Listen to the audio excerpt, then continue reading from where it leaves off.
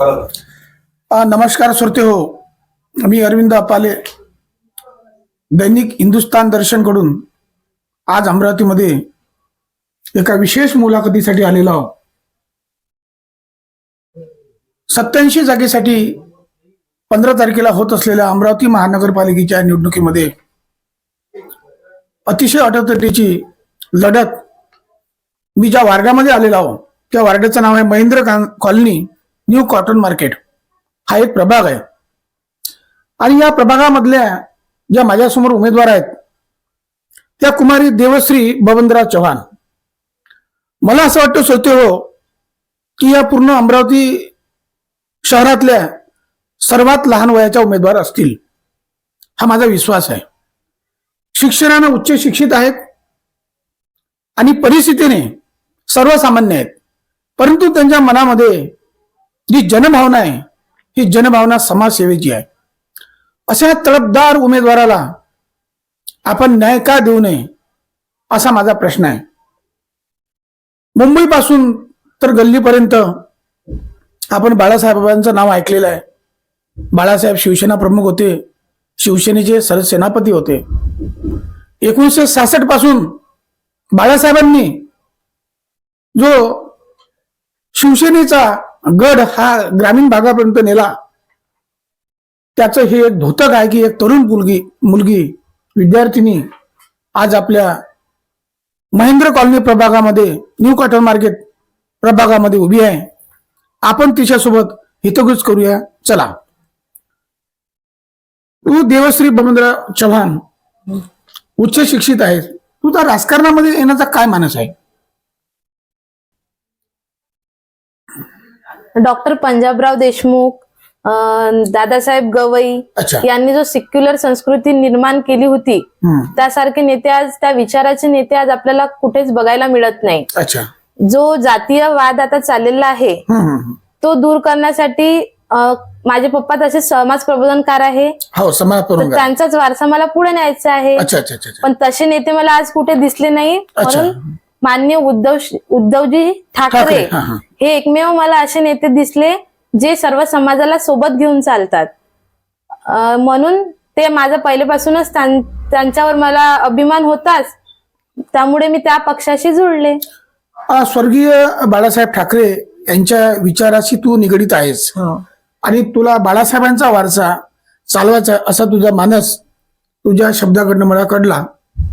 मला सांग बेटा, या एरियामध्ये तुला निवडून यायचं आहे, अशा तुझ्या मनात कोणते संकल्प आहेत की तू या वार्डासाठी देणार आहे? आज जो जातीयवाद चाललेला आहे तो दूर करण्यासाठी सर्वप्रथम मी प्रयत्न करेन.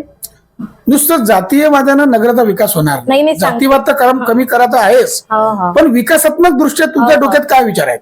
जे महानगरपालिकेच्या शाळा आहेत त्यांचा दर्जा चांगला करेल आणि जे गरिबांची मुलं आहेत त्यांना योग्य शिक्षण मिळावं यासाठी प्रयत्न करेल. नगरात एखादं आकर्षक उद्यानाचे बांधकाम करेल. जी मूलभूत गरजा आहेत त्याबद्दल, लोकांच्या ज्या समस्या आहेत जसे पाण्याबद्दल, त्याबद्दल मी प्रयत्न करेन. त्याच्यावर माझा विशेष भर राहील. स्वच्छता, विद्यार्थ्यांच्या समस्या, महिलांच्या समस्या, ज्येष्ठ नागरिकांच्या समस्या त्यांना सॉल्व्ह करण्याचा मी प्रयत्न करेन. मी आता तुझ्या वार्डामध्ये फिरलो, तुझ्या वार्डातले मी रस्ते पाहिले, नाल्या पाहिल्या, फारसं मला स्वच्छता दिसली नाही. मला थोडं घाणीसारखं वाटून राहिलं. म्हणजे अमरावती शहरात आपण राहतो आणि अमरावती शहरातला एरिया कसा असावा याचं मला वाईट वाटतं. तर तू याच्यावर काय करणार आहेस या समस्येवर? अमरावती स्वच्छ बनवण्यासाठी मी स्वच्छता निरीक्षक हा कोर्स सुद्धा करत आहे, याचा अभ्यास करीत आहे. जे आपल्याला आता दिसत आहे ते मी नगरसेविका झाल्यानंतर दिसणार नाही, त्याची मी आपल्याला ग्वाही देते. त्यासाठी मी विशेष प्रयत्न करेन. तुझ्या नगरातील बऱ्याचशा लोकांना तू भेटली, मुलाखती घेतल्या, त्यांचा रिस्पॉन्स सध्या कसा आहे? नागरिकांचा रिस्पॉन्स कसा आहे तुझ्याबद्दल? जे परिसरातील लोकांचा मला उत्स्फूर्त प्रतिसाद आता मिळत आहे सध्या. आणि माझे जे वडीलधारी ज्येष्ठ बंधू भगिनी, वडीलधारी जे परिवारातील इथे सदस्य आहे ते मला चांगल्या प्रकारे मदत करत आहे. त्या प्रतिसादावरून माझा विजय नक्की होईल असे मला आज तरी वाटत आहे. तू एक कमी वयाची आहे, सध्या तू विद्यार्थिनी आहेस, त्याच्यामुळं मी बऱ्याच लोकांच्या मुलाखती घेतल्या, नगरामध्ये फिरलो, तर तुझ्याबद्दल मला सकारात्मक दृष्टिकोन लोकांचा दिसून राहिला. तर तू निवडून आल्यानंतर त्या लोकांच्या निराशा करशील काय? नाही. मग काय करशील तू? आणखी काय तुझ्या डोक्यात काय विशेष काय आहे? आता सगळेच नगरसेवक निवडून आल्यानंतर लोकांना आमिष देतात आणि निवडून येतात. निवडून आल्यानंतर 5 वर्षामध्ये फारशा समस्या नगरातल्या कमी होत नाहीत. मी अपवादात्मक दृष्टिकोन बोलतो. असं होणे मला तरी अपेक्षित नाही, कारण स्वर्गीय बाळासाहेब ठाकरे यांचे जे विचार आहेत त्या विचाराच्या पक्षावर तू उभी आहेस आणि तुझ्या हातामध्ये मशाल आहे. या मशालीतून तू काय साकार करणार आहेस? माननीय श्री उद्धवजी ठाकरे यांच्या मी ज्या पक्षात आहेत त्यांचे जे धोरण होते की 20% आपण राजकारण करू आणि 80% समाजसेवा करू, त्याच धोरणाचं मी पालन करण्याचा प्रयत्न करेन. तुझा दृष्टिकोन राजकारणाला कमी दिसतो आणि समाजसेवा जास्त दिसतो. याचे कारण म्हणजे असं आहे की तुझे वडील सुद्धा प्रबोधनकार आहेत आणि तुला प्रबोधनाचा वारसा मिळालेला आहे. या प्रबोधनाचा वारसा मिळाला असल्यामुळे ती समाजाची सेवा करण्याच्या तयारीत दिसते, असं तिच्या बोलण्यातून मला एकंदरीत वाटते. पुढचा प्रश्न असा आहे, आपण महाराष्ट्राच्या राजकारणावर थोडंसं बोलूया, कारण अमरावती एरिया फार मोठा आहे.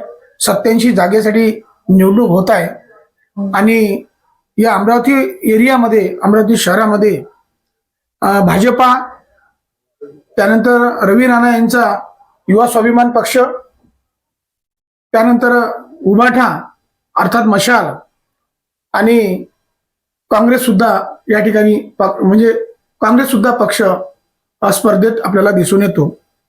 कारण जे दलित अल्पसंख्याक मतं आहेत, गोरगरिबाचे जे मतं आहेत, हे बहुतेक काँग्रेसकडे झुकताना आपल्याला कधी कधी दिसतात. आजपर्यंतचा इतिहास आहे, 1885 पासून काँग्रेस पक्षाची स्थापना 1885 ला झाली आणि तू ज्या पक्षाकडनं उभी आहेस तो पक्ष 1966 ला बाळासाहेबांचं योगदान या पक्षासाठी खूप मोठं आहे. आणि म्हणून उद्धव ठाकरे आणि राज ठाकरे हे दोन भाऊ बरेच वर्षानंतर 18 वर्षानंतर एकत्र आलेले आहेत. त्यामुळं महाराष्ट्राला एक फार मोठी कलाटणी मिळणार आहे. म्हणून तुला काय वाटते, अमरावती शहरामध्ये महापौर कोणत्या पक्षाचा होणार? अर्थातच शिवसेना उद्धव बाळासाहेब ठाकरे या पक्षाचा महापौर बनण्यात महत्वाचा वाटा राहील. म्हणजे शिवसेनेचा महापौर होणार. बघ, शिवसेनेचे 2 भाग झालेले आहेत. एक शिंदे गट वेगळा आहे आणि उभाटा हा एक वेगळा गट आहे. बऱ्याच अंशी मुंबई महानगरपालिकेमध्ये शिंदे गटाचं वर्चस्व मला जास्त दिसतं, परंतु अमरावती प्रभागामध्ये, अमरावती विभागामध्ये उभाटा पक्ष मुसंडी मारणार असं तुझ्या प्रभागातलं वातावरण मला दिसते.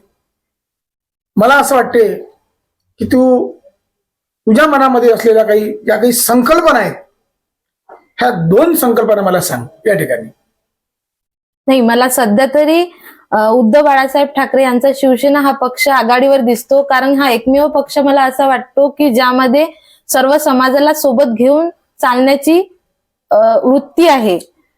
आणि शिंदे गटाचं तर तुम्हाला माहितच आहे, ते जो भेदभाव म्हणजे लोकांमध्ये वादविवाद वाढवणे याकडे त्यांचं विशेष लक्ष असते. बाकी समस्यांवर ते लक्ष देत नाहीत, पण वादविवाद कसा वाढेल त्याच्यावर ते फोकस जास्त करतात. तुझ्या प्रभागामध्ये मतदार किती आहेत? 27,800. 27,800. तर 27,800 मतदारांना या 4-5 दिवसात भेटणे माझ्या दृष्टीने दुरापस्त होईल. म्हणून या व्हिडिओच्या माध्यमातून हा व्हिडिओ सामान्य जनतेपर्यंत पोहोचला पाहिजे आणि तू एक विद्यार्थिनी आहेस, तुला जनतेने न्याय दिला पाहिजे.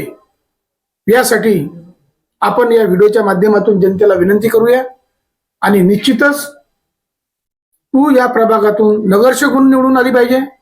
नगरसेवक निवडून आल्यानंतर जनतेच्या समस्येला, जनतेच्या आश्वासनाला तुला विसरता येणार नाही. यासाठी तू 2 शब्द काय सांगू शकतो?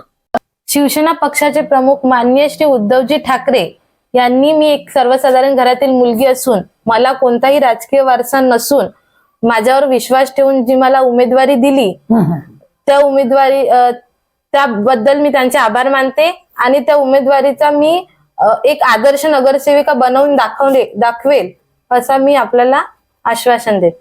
धन्यवाद सुरती हो.